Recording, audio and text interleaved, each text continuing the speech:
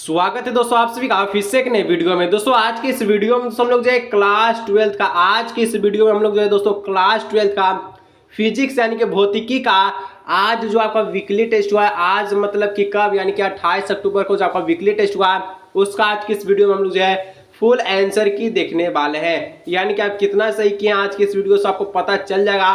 और अभी तक दोस्तों आप वीकली टेस्ट नहीं दिए हैं तो जल्द आपका वीकली टेस्ट होगा। आप पूरा वीडियो को देख लीजिए ताकि आपका जो है 40 नंबर पक्का हो जाए और जो देख के आया है वो आंसर की को मिला लीजिए। चलिए बिना देरी के क्लास 12 फिजिक्स यानी कि भौतिकी का आपका वीकली टेस्ट का पहला प्रश्न को देखते हैं क्या पूछा गया था और उसका आंसर को हम लोग देखते हैं। चलिए वीडियो को अंत तक देखिएगा, ठीक है। यहाँ पर दोस्तों आपका फिजिक्स यानी कि भौतिक में भी दोस्तों आपका जो है 10 एमसीक्यू प्रश्न के साथ साथ 6 सब्जेक्टिव प्रश्न पूछा गया था। तो यहाँ पर देखिए सबसे पहले हम लोग सेक्शन ए को सोल्व करेंगे जो कि आपका 10 एमसीक्यू प्रश्न रहेगा और ये आपका 20 नंबर का रहेगा, ठीक है। फिर से बोल रहे हैं जो वीकली टेस्ट नहीं दिया दोस्तों पूरा वीडियो को देख लीजिए, आपका 20 नंबर पहले एमसीक्यू में कोई नहीं रोकेगा, उसके बाद 20 नंबर सब्जेक्टिव में, ठीक है।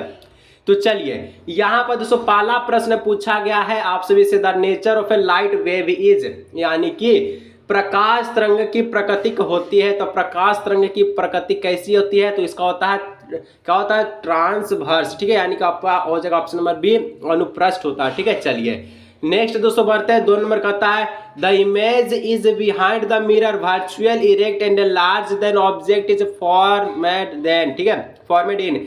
हिंदी में कहता है प्रतिबिंब दर्पण के पीछे आभासी सीधा तथा वस्तु से बड़ा बनता है। कब बनता है तो ये बनता है आप सभी का कनकेव मिरर में यानी कि अवतल दर्पण में। ऑप्शन नंबर बी हो जाएगा इसका राइट आंसर। चलिए आगे दोस्तों 3 नंबर आपसे पूछा गया है इफ द रिफ्रैक्टिव इनसाइड of a wave and glass are 4/3 and 3/2 respectively the reflective, ठीक है, reflective index of a water with respect to glass is. यदि हम लोग दोस्तों पानी तथा कांच का अपवर्तनांक जो है 4/3 और 3/2 हो तो पानी का अपवर्तनांक के कांच का सापेक्ष होगा।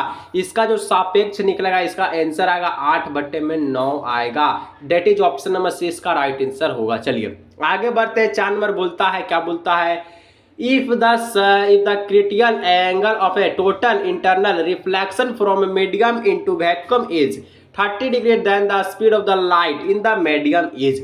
हिंदी में कहता है यदि किसी माध्यम से निर्वात में संपूर्ण आंतरिक परिवर्तन के लिए आंतरिक कोण जो है 30 डिग्री हो तो माध्यम से प्रकाश का चाल क्या होगा तो माध्यम से प्रकाश का चाल होगा दोस्तों 1.5 × 10⁸ मीटर पर सेकेंड, ठीक है। तो ऑप्शन नंबर बी जो होगा राइट आंसर होगा। चलिए आगे बढ़ते हैं जो दोस्तों चैनल पर पहली बार सब्सक्राइब से जरूर से कर लीजिएगा, ठीक है। चलिए 5 नंबर दोस्तों पूछा गया है if two converging lens of the same focal length and the place is a contact with each other than the focal length of the combination will be.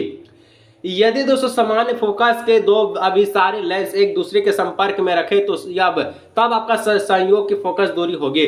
तब इसका जो संयोग का जो फोकस दूरी होगा दोस्तों ये आपका हो जाएगा f/2, ठीक है, f/2। ऑप्शन नंबर सी हो जाएगा इसका राइट आंसर। चलिए आगे दोस्तों बढ़ते हैं 6 नंबर बोलता है if the prism angle and minimum deviation, ठीक है, deviation angle is are A then that will be the reflective, ठीक है, reflective index of a material of the prism, ठीक है। हिंदी में कहा था दोस्तों यदि प्रिज्म कोण तथा न्यूनतम विचलन कोण प्रत्येक ए हो तो प्रिज्म के पदार्थ का अपवर्तनांक होगा।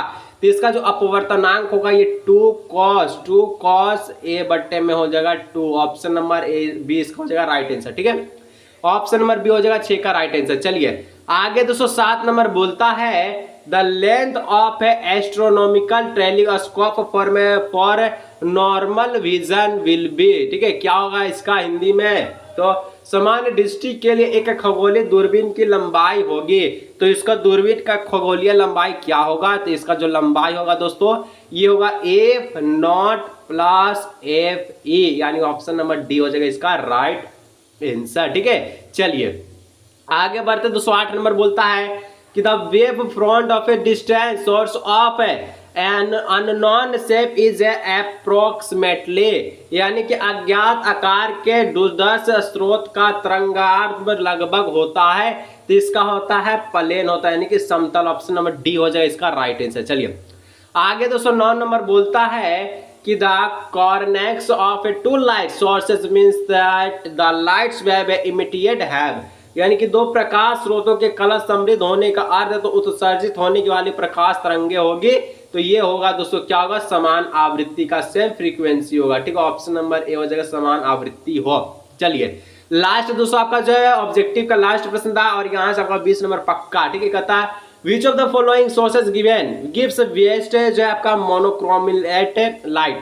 निम्नलिखित स्रोतों में से कौन सा सबसे अच्छा एक कर्वनीय प्रकाश देता है, तो लेजर। ठीक है, ऑप्शन नंबर डी हो जाएगा इसका राइट आंसर। चलिए आगे दोस्तों नेक्स्ट यहाँ पर सेक्शन बी में दोस्तों आपका 11 नंबर का प्रश्न पूछता है कि क्रांति कोण को परिभाषित कर, यानी कि define critical angle, right the condition of A total inter reflection TIR, तो पूर्ण आंतरिक परिवर्तन की शर्तें भी लिखे।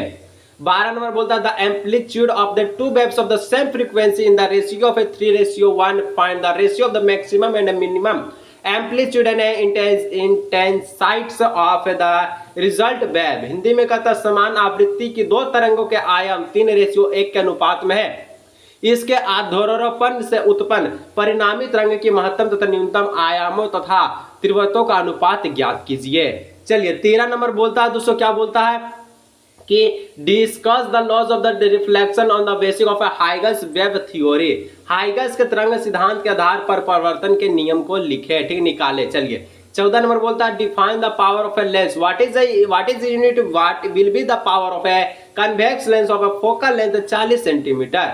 हिंदी में कहता है लेंस की क्षमता को परिभाषित कीजिए, इसका मात्रक क्या होगा, एक 40 सेंटीमीटर फोकस दूरी से उत्तल लेंस की क्षमता क्या होगी।